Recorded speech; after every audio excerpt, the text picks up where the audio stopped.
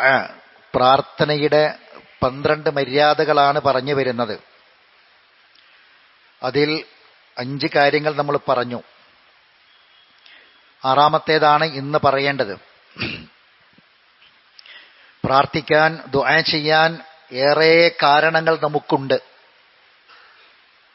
നമ്മുടെ ജീവിതത്തിൽ ഓരോ ദിവസവും പുതിയ പുതിയ കാരണങ്ങൾ പ്രാർത്ഥിക്കാൻ നമ്മെ തേടി വരുന്നുണ്ട്.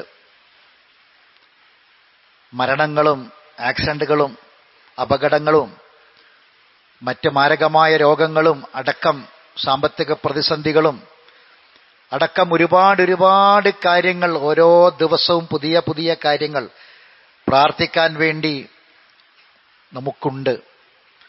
പ്രാർത്ഥന കൊണ്ട് വസീയത്ത് ചെയ്യുന്നവരുമുണ്ട്. ഒരാഴ്ചക്കുള്ളിൽ എത്ര ആളുകളാണ് നമ്മളോട് പ്രാർത്ഥിക്കണമെന്ന് വസീയത്ത് പറഞ്ഞത്? എന്തെല്ലാം കാര്യങ്ങൾക്ക് വേണ്ടിയാണ്. ഇന്നും നമ്മുടെ പള്ളിയിലേക്ക് ഞാൻ കയറി വന്നപ്പോൾ തന്നെ വന്ന ഫോണ് നമ്മുടെ ഖുർആൻ പഠിതാവായ ഒരു സഹോദരിയുടെ 7 വയസ്സായ പേരക്കുട്ടി, 7 വയസ്സുള്ള ഒരു പൊന്നുകുട്ടിക്ക് ഹാർട്ടിന്റെ 5ാമത്തെ സർജറി ഇന്ന് നടക്കുകയാണ്. 4 സർജറി കഴിഞ്ഞു, ഇന്ന് 5ാമത്തെ സർജറി നടക്കുകയാണ് 7 വയസ്സുള്ള ഒരു കുട്ടിക്ക്. പ്രാർത്ഥിക്കണമെന്നാണ് ആവശ്യപ്പെട്ടത്. അള്ളാഹു പൂർണ്ണമായും ആ സർജറി വിജയപ്രദമാക്കി കൊടുക്കട്ടെ. ആഫിയത്തും ആരോഗ്യവും പ്രദാനം ചെയ്യട്ടെ. ആ കുടുംബത്തിന് അള്ളാഹു മനസ്സമാധാനം പ്രദാനം ചെയ്യട്ടെ. സഹോദരങ്ങളെ, പ്രാർത്ഥിക്കാൻ ഏറെ കാരണങ്ങൾ നമുക്ക് ഓരോ ദിവസവും ഓരോ സമയത്തും ഓരോ സന്ദർഭങ്ങളും ഉണ്ടായിക്കൊണ്ടിരിക്കുന്നുണ്ട്. പ്രാർത്ഥനയ്ക്ക് ഉത്തരം കിട്ടണം. എല്ലാ പ്രാർത്ഥനയും ഉത്തരം കിട്ടേണ്ട പ്രാർത്ഥനകളാണ്. അവിടെയാണ് അതിൻ്റെ ആദാബുകൾ, മര്യാദകൾ പ്രസക്തമാകുന്നത്. മര്യാദകളെക്കുറിച്ചുള്ള അറിവും ബോധവും നമുക്കുണ്ടാകണമെന്ന് പറഞ്ഞത്. ഇഖ്ലാസോടുകൂടി പ്രാർത്ഥിക്കണമെന്ന് പറഞ്ഞു. ത്വാഹിറായ അവസ്ഥയിൽ ശുദ്ധിയുള്ളവനായി പ്രാർത്ഥിക്കുക. പ്രാർത്ഥിക്കുന്ന കാര്യത്തിൽ ധൃതി കാണിക്കരുത്. ക്ഷമ വേണം. ഖിബ്ലക്ക് നേരെ തിരിഞ്ഞു പ്രാർത്ഥിക്കുക. അതുപോലെ തന്നെ സ്വന്തത്തിന് വേണ്ടി പ്രാർത്ഥിച്ചു തുടങ്ങുക. ഇങ്ങനെ 5 കാര്യങ്ങൾ വിശദമായി കഴിഞ്ഞ ഖുതുബകൾ നമ്മൾ പറഞ്ഞു. 6ാമത്തെ കാര്യം അസ്സുആലു ബിഅസ്മിൻ വറഗ്ബ, ചോദിക്കുന്നത് ഉറപ്പോടെയും ആഗ്രഹത്തോടെയുമായിരിക്കണം. അതിന്റെ മര്യാദയാണ്. എന്താണ് അങ്ങനെ പറയാൻ കാരണം? റസൂലുള്ളാഹി സ്വല്ലല്ലാഹു അലൈഹി വസല്ലം പറയാണ്, ഇദാ ദഅ അഹദുക്കും, നിങ്ങളിൽ ഒരാൾ ദുആ ചെയ്യുകയാണെങ്കിൽ ഫലാ യഖുൽ, ഒരിക്കലും ഇങ്ങനെ പറയരുത്. എങ്ങനെ പറയരുത്? അല്ലാഹുമ്മ ഗ്ഫിർലി ഇൻ ശിഅത, പടച്ചോനെ നിനക്ക് വേണമെങ്കിൽ എനിക്ക് നീ പുറത്തു കൊണ്ട പടച്ചോനെ എന്ന് പറയരുത്. നിനക്ക് വേണമെങ്കിൽ നീ ഉദ്ദേശിക്കുന്നുവെങ്കിൽ പുറത്തു കൊണ്ട പടച്ചോനെ എന്ന അവസ്ഥയിൽ ഒരിക്കലും നിങ്ങൾ പ്രാർത്ഥിക്കരുത്. മറിച്ച് വൽയഅസിം അൽ മസ്അല, ചോദിക്കുന്ന ചോദ്യം ഉറപ്പായും ചോദിക്കണം. എനിക്ക് ഉറപ്പായും വേണം റബ്ബേ എന്ന നിലക്ക് ചോദിക്കണം. വൽയഗ്ളും അർറഗ്ബ, ആഗ്രഹം വലിയതാക്കി മാറ്റണം. വലിയ ആഗ്രഹത്തോടെ കിട്ടൽ എനിക്ക് ഉറപ്പാണ് എന്ന അസ്മും റഗ്ബത്തും ആ വാക്ക് മനസ്സിൽ വെക്കണം. അസ്മോടുകൂടിയും റഗ്ബത്തോടുകൂടിയും പ്രാർത്ഥിക്കണം. റസൂലുള്ളാഹി പറയാണ്, ഫഇന്നല്ലാഹ തആല ലാ യഗ്ളുമു അലൈഹി ശൈഉൻ അതാ, അല്ലാഹു നിനക്ക് നൽകിയ ഏത് കാര്യവും അത് വലിയത് തന്നെയാണ് കേട്ടോ. അല്ലാഹു നിനക്ക് എന്തൊക്കെ നൽകിയിട്ടുണ്ടോ ആ നൽകിയ കാര്യമൊക്കെയും വലിയ കാര്യം തന്നെയാണ്. അതുകൊണ്ട് ഇനി നീ റബ്ബിനോട് ചോദിക്കുന്ന കാര്യം അത് എത്ര ചെറിയ കാര്യമായി തോന്നിയാലും അത് കിട്ടണമെന്ന ഉറപ്പോടെയും ആ കാര്യത്തെ വമ്പിച്ച കാര്യമായി, വലിയ കാര്യമായ എന്ന രൂപത്തിലായിരിക്കണം നീ ചോദിക്കേണ്ടത്. അപ്പൊ അതൊരു പ്രാർത്ഥനയുടെ മര്യാദയിൽപ്പെട്ടതാണ്. പരിശുദ്ധ ഖുർആനിൽ നമുക്ക് കാണാം അസ്മ് എന്ന വാക്ക്. ഉലുൽ അസ്മ് നിങ്ങൾ കേട്ടിരിക്കും. ഉലുൽ അസ്മ് പ്രവാചകന്മാരാണ്. എന്താണ് പ്രാർത്ഥനയുടെ മര്യാദ? അസ്മോടുകൂടി ചോദിക്കുന്ന, ദൃഢനിശ്ചയത്തോടുകൂടി ചോദിക്കുക, ഉറപ്പോട് കൂടിയിട്ട് എനിക്ക് കിട്ടുമെന്ന ഉറപ്പും കിട്ടണമെന്ന ഉറപ്പും ആ ഉറപ്പിൽ ചോദിക്കണമെന്നാണ്. ഖുർആൻ പറയാണ്, വഇൻ തസ്ബിറു വതത്തഖു, നിങ്ങൾ ക്ഷമിക്കുകയാണെങ്കിൽ, നിങ്ങൾ തഖ്വയുള്ളവരായി ജീവിക്കുകയാണെങ്കിൽ, ഫഇന്ന ദാലിക മിൻ അസ്മിൽ ഉമൂർ, അത് ദൃഢനിശ്ചയം ചെയ്യുന്ന കാര്യമാണ്. അസ്മുൽ ഉമൂറാണ്. ഈ ആയത്തിന്റെ തുടക്കത്തിൽ കാണാം, തീർച്ചയായും നിങ്ങളെ ഞാൻ ലതുബുലുവന്ന ഫി അംവാലിക്കും വ അൻഫുസിക്കും, നിങ്ങളെ മുതലിൽ നിങ്ങളെ പരീക്ഷിക്കുക തന്നെ ചെയ്യും. നിങ്ങളെ സ്വന്തം ശരീരത്തിൽ നിങ്ങളെ പരീക്ഷിക്കും. സമ്പത്ത് കുറച്ചുകൊണ്ടും സാമ്പത്തിക പരാജയം തന്നുകൊണ്ടും നഷ്ടം തന്നുകൊണ്ടും ഒക്കെ നിങ്ങളെ പരീക്ഷിക്കും. നിങ്ങളെ ശരീരം കൊണ്ട് പരീക്ഷിക്കും, രോഗങ്ങൾ തന്നും അതല്ലാതെയും നിങ്ങളെ പരീക്ഷിക്കും. അത് അല്ലാഹ് പറയാ, ക്ഷമിക്കണം, ക്ഷമയോടെ പ്രാർത്ഥിക്കണം എന്നാണ് ആ വാക്കിന്റെ അർത്ഥം. തഖ്വയുള്ളവരാകണം, തഖ്വയോടെ റബ്ബിലേക്ക് നിങ്ങൾ മടങ്ങണം. ഇന്ന ദാലിക മിൻ അസ്മിൽ ഉമൂർ, അതാണ് അസ്മിൽ ഉമൂർ. ഇനി ഒന്നുകൂടി ഖുർആൻ പറയുന്നു, യാ ബുനയ്യ, ലുക്മാൻ അലൈഹി സ്വലാത്തു വസ്സലാം, മോനെ അഖിമിസ്വലാ, നിസ്കാരം നിലനിർത്തണം. എന്താണ് നിസ്കാരം? എന്തിനാ നിസ്കരിക്കണത്? ഫസ്തഈനൂ ബിസ്സബ്രി വസ്സലാ, ക്ഷമ കൊണ്ടും നിസ്കാരം കൊണ്ട് അള്ളാഹിനോട് സഹായം ചോദിക്കണം. ക്ഷമ കൊണ്ടും നിസ്കാരം കൊണ്ടും അള്ളാഹിനോട് സഹായം ചോദിക്കണം. അപ്പൊ നിസ്കരിക്ക, അഖീമുസ്വലാ, ക്ഷമിക്ക. നേരത്തെ പറഞ്ഞു, യാ ബുനയ്യ അഖിമിസ്വലാ വഅ്മുർ ബിൽ മഅറൂഫ് വൻഹ അനിൽ മുങ്കർ, നന്മ കൽപ്പിക്ക്, തിന്മ വിരോധിക്ക്. വസ്ബിർ അലാ മാ സാബക്, നിന്നെ ബാധിക്കുന്ന എല്ലാ മുസീബത്തിലും നീ ക്ഷമിക്ക്. എന്താ അതിന്റെ ബാക്കി? ഇന്ന ദാലിക മിൻ അസ്മിൽ ഉമൂർ, ഇന്ന ദാലിക മിൻ അസ്മിൽ ഉമൂർ. അതാണ് അസ്മ, ദൃഢനിശ്ചയത്തിന്റെ കാര്യത്തിൽപ്പെട്ടത്. ആരാണ് ഉലുൽ അസ്മായ പ്രവാചകന്മാര്? നൂഹ് നബിയും ഇബ്രാഹിം നബിയും മൂസാ നബിയും ഈസാ നബിയും മുഹമ്മദ് നബിയും, 5 പേരാണ് ഉലുൽ അസ്ം. വസ്ബിർ, ഫസ്ബിർ, ക്ഷമിക്കണം. കമാ സബറ ഉലുൽ അസ്മി മിനർ റുസുൽ, മുർസലീങ്ങളിൽ ഉലുൽ അസ്മുകൾ ക്ഷമിച്ച പോലെ ക്ഷമിക്കണം. ഇബ്രാഹിം നബിയുടെ ജീവിതം നമ്മൾ കേട്ട് മനസ്സിലാക്കി വീണ്ടും ഓർത്ത് മറക്കാനായിട്ടില്ല ദിവസങ്ങൾ. ഇബ്രാഹിം നബിയുടെ ജീവിതം എത്രമാത്രം ഉണ്ടായിരുന്നു എന്ന്. എന്തുകൊണ്ടാണ് ഉലുൽ അസ്മായത്? നൂഹ് നബി 950 കൊല്ലം ജീവിച്ചിട്ട്, ആകെ 950 കൊല്ലം ജീവിച്ചിട്ട് പ്രബോധനം ചെയ്തിട്ട് കപ്പലിൽ കയറാൻ 80 ആളെ കിട്ടിയത്. 80 ആളെ എത്ര ക്ഷമിച്ചിട്ടുണ്ടാകും നൂഹ് നബി? മൂസാ നബി, ഈസാ നബിയും, മൂസാ നബി, ഇബ്രാഹിം നബി ത്യാഗങ്ങൾ കൊണ്ട് പരീക്ഷിക്കപ്പെട്ടു. നൂഹ് നബി മകനെ കൊണ്ട് പരീക്ഷിക്കപ്പെട്ടു. മൂസാ നബി സ്വന്തം കൗമിനെ കൊണ്ട് പരീക്ഷിക്കപ്പെട്ടു. ഈസാ നബി സമൂഹത്തെ കൊണ്ട് പരീക്ഷിക്കപ്പെട്ടു. മുഹമ്മദ് നബി സല്ലല്ലാഹു അലൈഹി വസല്ലമ സമുദായത്തെ കൊണ്ട് പരീക്ഷിക്കപ്പെട്ടു, ശത്രുക്കളാൽ പരീക്ഷിക്കപ്പെട്ടു. ഈ സമയത്തൊക്കെ പല മുസീബത്ത് വന്നപ്പോ റസൂലുള്ള, ഈ പ്രവാചകന്മാരൊക്കെ പ്രാർത്ഥിച്ച പ്രാർത്ഥനകൾ ഖുർആനിലുണ്ട്. അവർ ദുആ ചെയ്ത ദുആകൾ ഖുർആനിലുണ്ട്. നമുക്കറിയാം, ആ ദുആകളെ കൂട്ടിച്ചേർത്ത് വെക്കണം. എന്നിട്ട് ഈ വിഷയം പഠിക്കണം. ഫസ്ബിർ കമാ സബറ ഉലുൽ അസ്ം. പരിശുദ്ധ ഖുർആനിൽ അല്ലാഹു തആല സൂറത്ത് അംബിയായിൽ, ഒഴിവ് കിട്ടുമെന്ന് വായിച്ചോക്കേണ്ട സൂറത്താ. സൂറത്ത് അംബിയായിൽ അംബിയാക്കന്മാരെ കഥ പറയുന്നുണ്ട്. എന്നിട്ട് ഇടക്കിടക്ക് അള്ളാഹ് ആവർത്തിക്കുന്നത് ചില ആയത്തുകൾ തുടങ്ങുന്ന വാക്കെന്തറിയോ? ഫസ്തജബിനാലഹു, ഫസ്തജബിനാലഹു. എന്താ? അവർക്ക് നാം ഉത്തരം കൊടുത്തു. എന്തിനാ ഉത്തരം കൊടുത്തത്? അവര് പ്രാർത്ഥിച്ച പ്രാർത്ഥനക്കുത്തരം കൊടുത്തു, പ്രാർത്ഥനക്കുത്തരം കൊടുത്തു. പ്രവാചകന്മാരെങ്ങനെ ചരിത്രം പറയാ. ചരിത്രം പറഞ്ഞിട്ട് ആ ചരിത്രം പറഞ്ഞ് അവസാനിപ്പിക്കുമ്പോ ഒരു പ്രവാചകൻ പ്രാർത്ഥിച്ച പ്രാർത്ഥന പറയാണ്. എന്നിട്ട് അള്ളാഹ് പറയാണ് ഉത്തരം കൊടുത്തു, ഉത്തരം കൊടുത്തു, പ്രാർത്ഥനക്കുത്തരം കൊടുത്തു എന്ന്. എന്നിട്ട് അവസാനം അള്ളാഹ് പറയാ, എന്താ കാരണം എന്നറിയോ? വയദുഊനനാ, അവർക്ക് ഉത്തരം കൊടുക്കാൻ കാരണം അവർ നമ്മളോട് പ്രാർത്ഥിച്ചത് റഗബൻ വറഹബാ. അതാണ് നേരത്തെ പറഞ്ഞ അസുമും റഗ്ബത്തും. അവര് പ്രാർത്ഥിച്ചത് ആഗ്രഹത്തോടെ, ആശയോടെ, ആശിച്ചും പേടിച്ചും അവർ പ്രാർത്ഥിച്ചു. വകാനൂ ലനാ ഖാശിഈൻ, അവർ നമ്മോട് താഴ്മ കാണിക്കുന്നവരായിരുന്നു എന്ന്. അപ്പോ പ്രാർത്ഥന മര്യാദയിൽപ്പെട്ടതാണ് അസുമോടുകൂടിയും റഗ്ബത്തോടുകൂടിയും പ്രാർത്ഥിക്കുക. ഉത്തരം കിട്ടുമെന്ന ഉറപ്പോടെയും ഉത്തരം കിട്ടണമെന്ന ഉറപ്പോടെയും പ്രാർത്ഥിക്കുക. വേണമെങ്കിൽ എന്ന് പ്രാർത്ഥിക്കരുത്. അങ്ങേയറ്റം ആഗ്രഹത്തോടുകൂടി പ്രാർത്ഥിക്കുക. ഖുർആനിൽ 2 തവണ ആവർത്തിച്ചൊരു പ്രയോഗമുണ്ട്. ഇന്നാ ഇലാ റബ്ബിനാ റാഗിബൂൻ, ഇന്നാ ഇലാ റബ്ബിനാ റാഗിബൂൻ, തീർച്ചയായും ഞങ്ങൾ റബ്ബിലേക്ക് റഗ്ബത്തുള്ളവരായി തീരും. ഇതെവിടെ പറഞ്ഞെന്നറിയോ? അത് ചില വേണ്ടാത്ത കാര്യങ്ങൾ ചെയ്തതിനു ശേഷം ജീവിതത്തിൽ ചില അനുഭവങ്ങൾ, തിരിച്ചടികൾ കിട്ടിയപ്പോ, ആ തിരിച്ചടികൾ കിട്ടി തിരിച്ചറിവ് വന്നപ്പോ അവര് പറഞ്ഞ വാക്കാ ഇത്. രണ്ടും 2 സ്ഥലത്തും ഞങ്ങൾ റബ്ബിലേക്ക് റാഗിബീങ്ങളാണ് എന്ന് പറഞ്ഞത് ജീവിതത്തിൽ ചില അശ്രദ്ധ കൊണ്ട് അല്ലാഹു തആല ചില പരീക്ഷണങ്ങൾ പരീക്ഷിച്ചപ്പോ, ചില തിരിച്ചടികൾ കിട്ടിയപ്പോ തിരിച്ചറിവുണ്ടായി. ആ തിരിച്ചറിവിൽ നിന്ന് അവർ പറഞ്ഞ വാക്കാണ് ഇന്നാ ഇലാ റബ്ബിനാ റാഗിബൂൻ എന്ന്.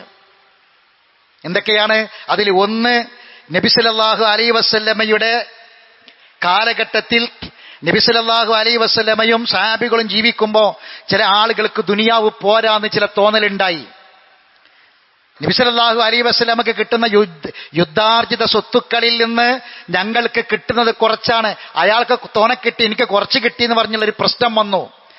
ഈ പ്രശ്നം പറയുന്നിടത്ത് സൂറത്ത് തൗബയിൽ അല്ലാഹ് പറയാ, അവര് അള്ളാഹുവിലും റസൂലിലും വിശ്വസിക്കുകയും അള്ളാഹും റസൂലും എന്താണോ കൊടുത്തത് അതിൽ തൃപ്തിപ്പെടുകയും ചെയ്തിരുന്നുവെങ്കിൽ എന്നാ. എന്നിട്ടാണ് അള്ളാഹ് പറയുന്നത് ഇന്നാ ഇലാ റബ്ബിനാ റാഗിബൂൻ. അവർക്ക് അങ്ങനെ ആ വിഷയം വന്നു, അതിൽ അള്ളാഹുവിന്റെ വഹി വന്നു, അവർക്ക് തിരിച്ചറിവുണ്ടായപ്പോ അവർ പറഞ്ഞ വാക്കാണ്, അവർ പറഞ്ഞിരുന്നെങ്കിൽ ഇന്നാ ഇലാ റബ്ബിനാ റാഗിബൂൻ, ഞങ്ങൾ ഞങ്ങളുടെ റബ്ബിലേക്ക് ആഗ്രഹിച്ച് മടങ്ങുന്നവരാണ് എന്നവർ പറഞ്ഞിരുന്നുവെങ്കിൽ എന്നാണ് ഒരു സ്ഥലം. രണ്ടാമത്തെ സ്ഥലം, അത് ഇന്നേറെ പ്രസക്തമാണ്. ഇന്ന് ജൂൺ 5 ലോക പരിസ്ഥിതി ദിനമാണ്. ആ പരിസ്ഥിതി ദിനത്തിൽ നമുക്ക് ഓർക്കാൻ പറ്റിയ ഒരു പാഠമാണ് രണ്ടാമത്തെ വിഷയം. അതെന്താണ്? ഇന്നാ ഇലാ റബ്ബിനാ റാഗിബൂൻ എന്ന് പറഞ്ഞ സൂറത്ത് കലമിലെ 68-ാം സൂറത്തുൽ കലമിൽ ഒരു തോട്ടക്കാരെ പറ്റി പറയുന്നുണ്ട്, ഒരു തോട്ടത്തിന്റെ ചരിത്രം പറയുന്നുണ്ട്. ആ തോട്ടത്തിന്റെ ചരിത്രം പറയുമ്പോ അല്ലാഹു തആല പറയാണ്, ആ തോട്ടക്കാര് അവര് ചുളിവിൽ അവർക്ക് ലാഭം കിട്ടണം. അവരാഗ്രഹിച്ചത് ഒരു മിസ്കീനും ഇവിടെയൊക്കെ കടന്നു വരരുത്, ഒരു നഷ്ടവും ഞങ്ങൾക്ക് ഉണ്ടാകരുത്, ഉള്ള വിളവുകൾ മുഴുവനും ഞങ്ങൾക്ക് കിട്ടണം. അതിന് സ്വാർത്ഥ താല്പര്യത്തോടെ അവർ മണ്ണിൽ വളമെറിഞ്ഞു, അവർ വിത്തിട്ടു, അവർ ഭൂമിയിൽ നനച്ചു. അല്ലാഹു തആല സമൃദ്ധമായ തോട്ടം നൽകി, നല്ല പച്ചപ്പുണ്ടായി, നല്ല കാലാവസ്ഥയുണ്ടായി, അള്ളാഹ് ഉണ്ടാക്കി കൊടുത്തു, നല്ല പരിസ്ഥിതിയുണ്ടായി.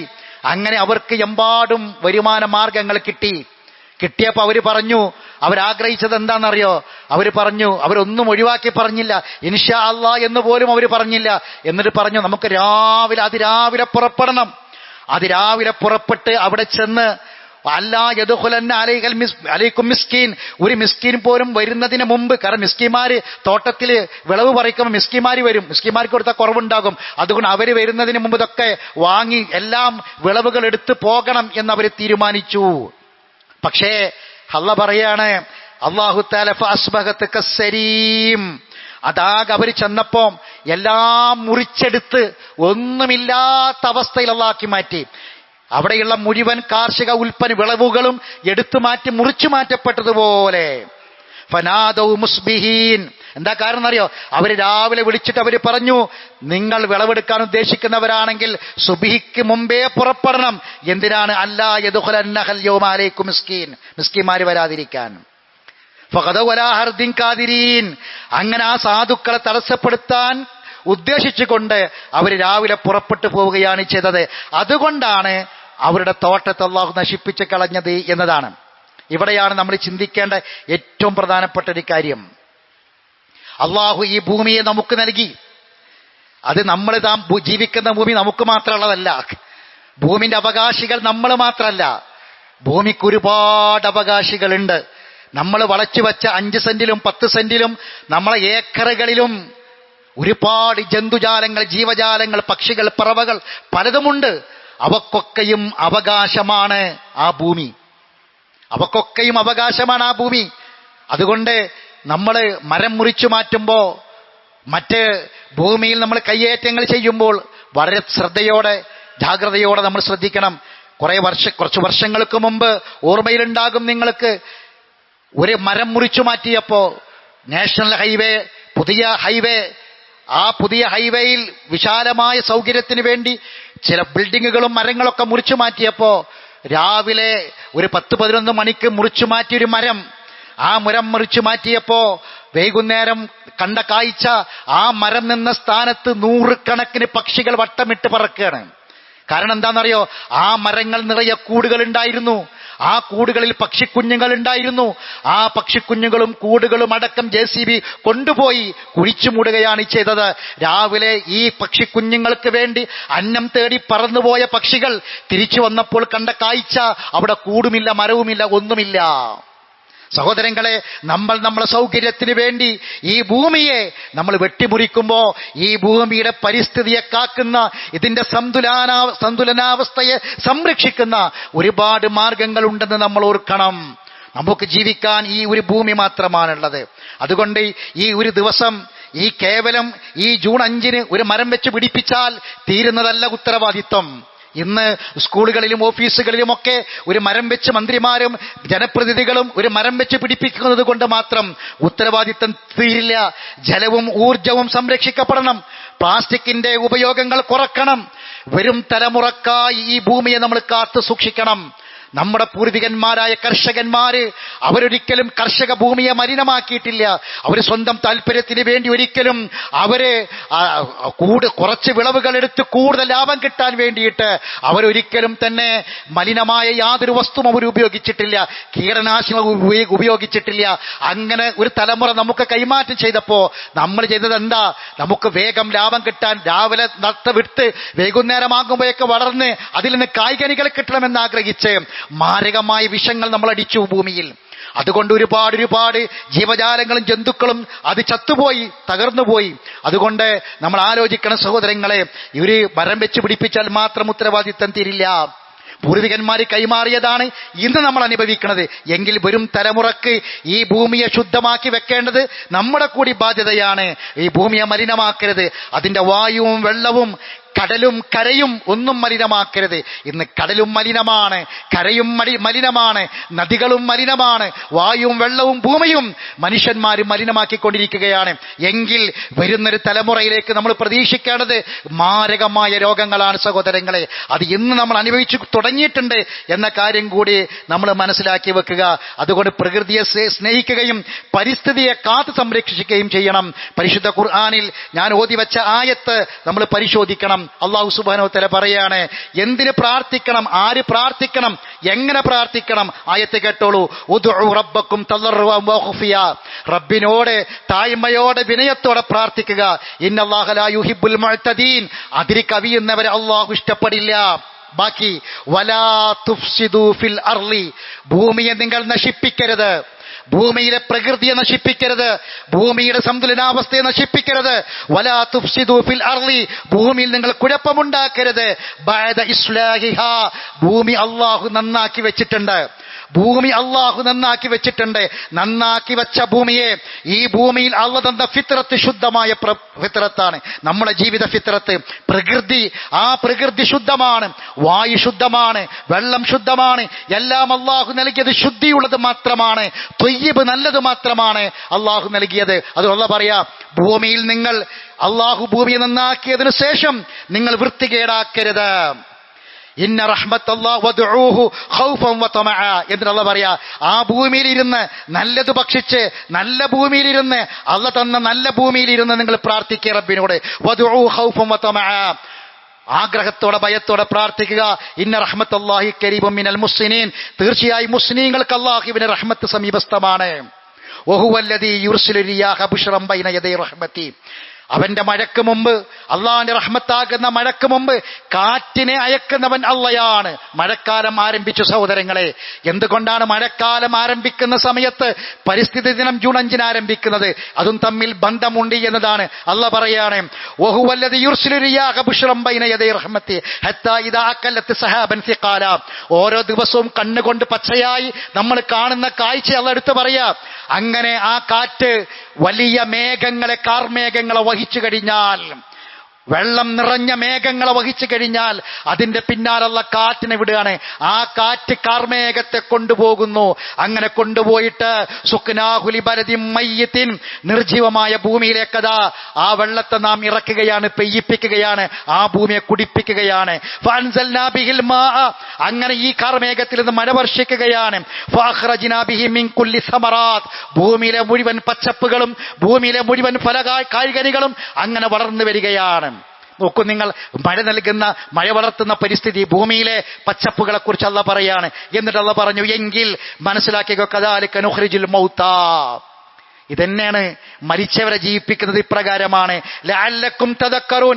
നിങ്ങൾ ശ്രദ്ധിച്ചു മനസ്സിലാക്കുന്നുണ്ടെങ്കിൽ അത് നിങ്ങൾക്ക് മനസ്സിലാകും. അതെന്താ? കഴിഞ്ഞ ഈ മെയ് മാസം ചൂടേറെയായിരുന്നു, നമുക്ക് സഹിക്കാൻ കഴിയാത്ത ചൂടുണ്ടായിരുന്നു. നമ്മളെ പ്രദേശത്തൊക്കെ ആകെ ഉണങ്ങിപ്പോയി, ചെടികളൊക്കെ ഉണങ്ങിപ്പോയി. ഇതാ മഴ പെയ്തപ്പോൾ അതൊക്കെ മുളച്ചു വന്നു അല്ലേ? വിത്തുകളൊക്കെ മുളച്ചില്ലേ? ഉണങ്ങിപ്പോയ വിത്തുകൾ മഴ കൊണ്ട് മുളച്ചു എങ്കിൽ മനുഷ്യന്റെ വിത്തെന്താ? മനുഷ്യന്റെ വിത്തെന്താ? ഒരു ചെടിയിലെ വിത്തെന്താണെന്നറിയാം? മനുഷ്യന്റെ വിത്തെന്താ? ഭൂമിയിൽ ജീവിക്കുന്ന മനുഷ്യന്റെ വിത്ത് മണ്ണാണ്. മണ്ണ് കൊണ്ട് പടക്കപ്പെട്ടവനാണ് മനുഷ്യൻ. മനുഷ്യന്റെ വിത്ത് മണ്ണാണ്. എങ്കിൽ മനുഷ്യൻ വിത്തായി മാറിയാൽ, മനുഷ്യൻ മണ്ണായി മാറിയാൽ, ഖബറിൽ മണ്ണായി മാറിയാൽ, ഉണങ്ങിയ പ്രദേശത്ത് പുതുമഴ പെയ്തപ്പോൾ വിത്തുകൾ മുളച്ച പോലെ റഹ്മാനായ റബ്ബ് ഖബറുകളിൽ നിന്ന് എഴുന്നേൽപ്പിച്ചു കൊണ്ടുവരും. മനുഷ്യൻ വിത്തായി മാറിയാലും മനുഷ്യനെ എഴുന്നേൽപ്പിച്ചു കൊണ്ടുവരും. ഇത് നിങ്ങൾക്ക് ചിന്തിക്കാൻ കഴിവുണ്ടെങ്കിൽ ചിന്തിക്കുക. എന്നിട്ട് അല്ലാഹു പറയാ, ഒരു നല്ല നാട്, വൽബലദു ത്വയ്യിബ്, ഒരു നല്ല നാട്, ഒരു നല്ല നാട്ടിൽ യഖ്റുജു നബാതുഹു ബിഇദ്നി റബ്ബിഹി, അതിന്റെ റബ്ബിന്റെ അനുമതിയോടെ സസ്യങ്ങൾ നന്നായി മുളച്ചു വളരും. ഒരു നല്ല നാട്ടിൽ, നല്ല പരിസ്ഥിതിയുള്ള ഒരു നല്ല നാട്ടിൽ ആ റബ്ബിന്റെ അനുമതിയോടെ ചെടികൾ നന്നായി വളർന്നു വരും. വല്ലദീ ഖബുസ, മനുഷ്യൻ കേടുവരുത്തിയ ഭൂമിയിൽ, മനുഷ്യൻ മലിനമാക്കിയ ഭൂമിയിൽ, മനുഷ്യൻ കൈകടത്തലുകൾ നടത്തിയ ഭൂമിയിൽ, മനുഷ്യൻ വേണ്ടാത്ത കീടങ്ങൾ ഉപയോഗിച്ച ഭൂമിയിൽ, വല്ലദീ ഖബുസ ലാ യഖ്റുജു ഇല്ലാ നകിദാ, അത് ശുഷ്കമായിക്കൊണ്ടല്ലാതെ സസ്യങ്ങൾ മുളച്ചു വരില്ല. അല്ലാഹു പറയാ, ശുഷ്കമായിക്കൊണ്ടല്ലാതെ സസ്യങ്ങൾ മുളച്ചു വരില്ല. അള്ളാന്റെ കലാമാണ് സഹോദരങ്ങളെ. കദാലിക നുസരിഫുൽ ആയാതി ലിഖൗമി യഷ്കുറൂൻ, ഇപ്രകാരമാണ് നന്ദിയുള്ള ജനതയ്ക്ക് വേണ്ടി അള്ളാഹുവിന്റെ ദൃഷ്ടാന്തങ്ങൾ വിശദീകരിക്കുന്നത്. ഈ ഭൂമിയിൽ നന്ദിയുള്ളവരായി ജീവിക്കണം. എങ്ങനെ നന്ദിയുള്ളവരായി ജീവിക്കേണ്ടത്? അള്ളാഹ് തന്ന ഈ ഭൂമിയുടെ യഥാർത്ഥമായ പരിശുദ്ധിയും പവിത്രതയും അതിന്റെ ഫിത്രത്തും അതിന്റെ സുരക്ഷിതത്വവും ഒക്കെ കാത്തു സൂക്ഷിക്കാൻ നമുക്ക് സാധിക്കണം. അത് അള്ളാഹു നമുക്ക് നൽകിയ ഈ പ്രകൃതിയോടും മണ്ണിനോടും ഭൂമിയോടും നമ്മൾ കാണിക്കുന്ന നന്ദി, ആ നന്ദി പ്രകടനത്തിന്റെ ഭാഗമാണ് എന്ന് നമുക്ക് മനസ്സിലാക്കാൻ സാധിക്കണം. ഈ ശുദ്ധമായ പ്രകൃതിയിൽ, ശുദ്ധമായ ഭൂമിയിൽ, ശുദ്ധമായ കൈകൾ ആകാശത്തേക്ക് ഉയർത്തുമ്പോൾ ആ പ്രാർത്ഥനയ്ക്ക് ഉത്തരമുണ്ടാകും. മര്യാദകൾ അനുസരിച്ച് പ്രാർത്ഥിക്കുന്നവരായി മാറാൻ നമുക്ക് കഴിയും. ആ പ്രാർത്ഥനയ്ക്ക് ഉത്തരം പ്രതീക്ഷിക്കാൻ പറ്റും. അള്ളാഹു നമ്മെ അനുഗ്രഹിക്കുമാറാവട്ടെ. അഖൂലു ഖൗലി ഹാദാ അസ്തഗ്ഫിറുല്ലാഹൽ അലീമ ലീ വലക്കും ഇന്നഹു ഹുവൽ ഗഫൂറുർ റഹീം.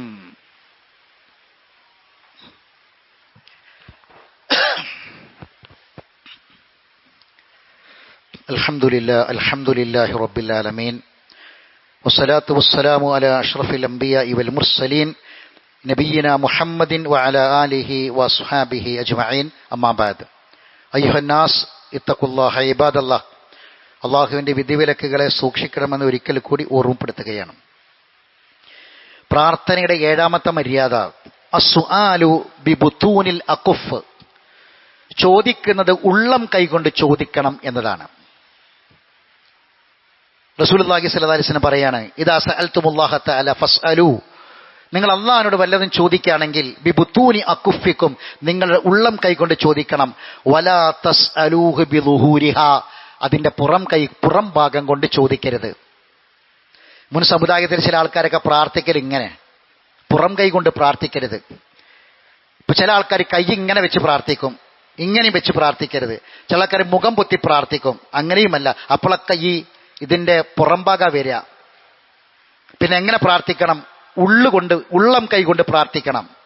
ഈ ഹദീസിനെ വിശദീകരിച്ചുകൊണ്ട് പണ്ഡിതന്മാര് പറയാണ്, റഫുൽ യദൈനി ഇല സമാ, ആകാശത്തേക്ക് ഇങ്ങനെ കൈ ഉയർത്തി പ്രാർത്ഥിക്കുക എന്നത് ദലീലുൻ അല അന്നല്ലാഹു തആല ഫൗക്കൽ അർശി അല സമാഇ സാബിയ, 7 ആകാശത്തിന് മുകളിൽ അള്ളാഹു അർശിലാണ് എന്നതിന്റെ തെളിവാണ് ആകാശത്തേക്ക് കൈ ഉയർത്തി പ്രാർത്ഥിക്കുക എന്ന് പണ്ഡിതന്മാർ പറയാണ്. അപ്പോൾ കൈയിന്റെ ഉള്ളം കൈ കൊണ്ട് പ്രാർത്ഥിക്കണം. അത് നമ്മൾ പ്രത്യേകം ശ്രദ്ധിക്കേണ്ട കാര്യമാണ്. കൈ ഉയർത്തി പ്രാർത്ഥിക്കുക. എന്നാൽ ഒരു പ്രാർത്ഥന പൊതുവായൊരു മര്യാദയാണ്. എന്നാൽ മിമ്പറയിൽ വെച്ച് ഇമാമ് പ്രാർത്ഥിക്കുമ്പോൾ ഇമാമോ സദസ്സിലിരിക്കുമ്പോൾ മൗമൂമികളായ ആളുകളോ പ്രാർത്ഥന സാമീയങ്ങളായ ആളുകളോ പ്രാർത്ഥിക്കുമ്പോൾ കൈ ഉയർത്തേണ്ടതില്ല.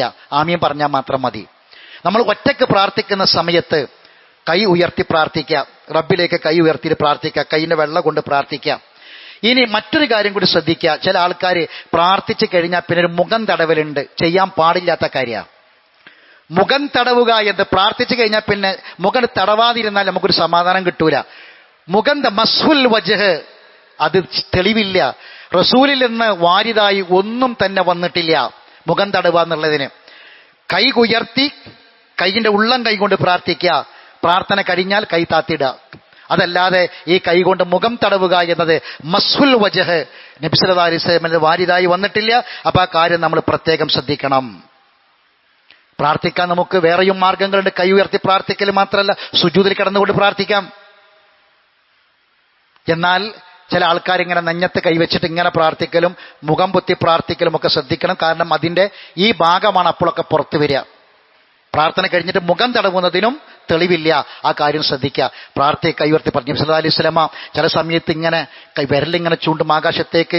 ലാ ഇലാഹ ഇല്ലല്ലാഹ് അല്ലാഹനെ കുറിച്ചൊക്കെ പറയുമ്പോൾ, ഷഹാദത്തൊക്കെ പറയുമ്പോൾ വിരലിങ്ങനെ ചൂണ്ടും, കൈ ഉയർത്തും. നബി പ്രാർത്ഥിക്കും. ചില പ്രത്യേക സമയത്ത് നബി വല്ലാതെ കൈ ഉയർത്തും.